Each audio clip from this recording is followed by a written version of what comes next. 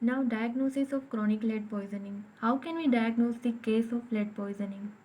So, there are some features in which first, punctuate basophilia. If it is more than 200 punctuate basophilia cells and there is bluish black line on the gums or this stippled bluish black line on the gums, then palsy or encephalopathy, then presence of lead 0.25 milligram per liter into the urine, then X-ray shows evidence of transverse opaque bands at the end of long bones into the children. So, because the lead it is deposited into the bones, that's why there is, you can see opaque band at the end of the bones. Then in tetraethyl lead poisoning, in X-ray, liver may appear opaque. So opacity of the liver.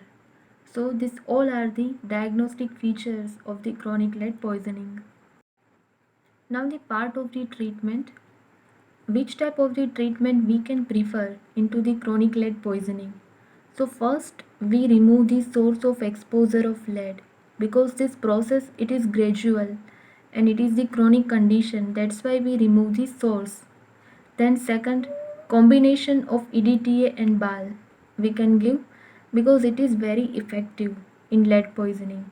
Then in paralysis we can give massage to the affected muscles, because in lead poisoning especially it affects the wrist and foot, so it will develop the wrist drop and foot drop, so we can give massage to that affected muscles.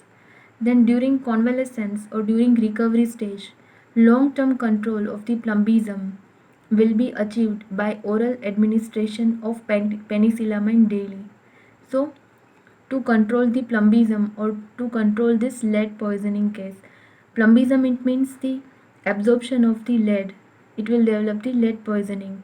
So to control this poisoning, we can give penicillamine daily in case of recovery stage or in case of the convalescent stage.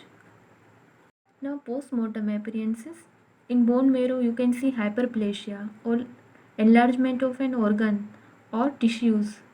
It is caused by an increased reproduction of rate of its cells and hyperplasia of erythroblast or immature erythrocyte and leucoblasts or immature WBC with decrease in fat cells.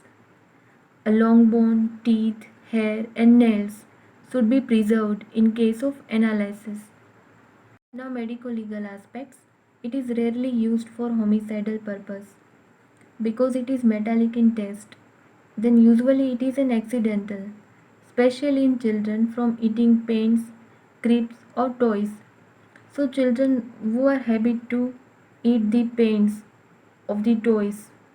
So the toys are coated with the lead and the crisps or the baby bed. So who are eating it, there are more chances of getting lead poisoning. Then especially the workers who are working into the manufacturing companies of the making of the batteries, then water pipelines. So there are more chances of getting lead poisoning. Then lead poisoning may occur from lead missiles embedded in the tissues due to gunshot injury. So lead poisoning will occur due to the gunshot injury.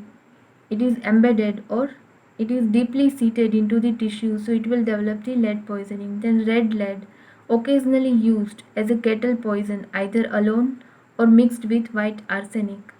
So it is also used to kill the cattle. So here we are completing chronic lead poisoning. Thank you. Now mnemonic, clinical features of the lead poisoning. You can remember from A to H alphabetically. A stands for anemia, B for basophilic stippling, C for colic and constipation, which is the first symptom arouse suspicion of lead poisoning. Then D stands for drop, foot drop and wrist drop and diarrhea. E for encephalopathy.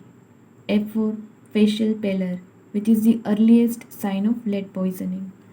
G stands for gum line, which is also known as Botonian line and also known as lead line.